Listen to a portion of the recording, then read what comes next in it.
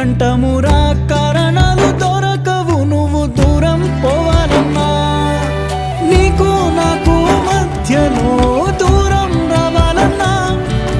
వద్దు అంటూ ఆ క్షణాన్ని ఏడుస్తూ ఆపనా గమ్యం చేరే పయనాన్ని స్నేహం ఆపుతుందా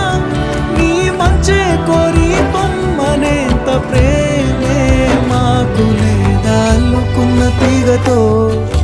కలుసుకున్న కులం స్నేహమన్న మాటలో ముచ్చటైన ముకురం అందమైన జీవితం పంచుకున్న దోస్తులం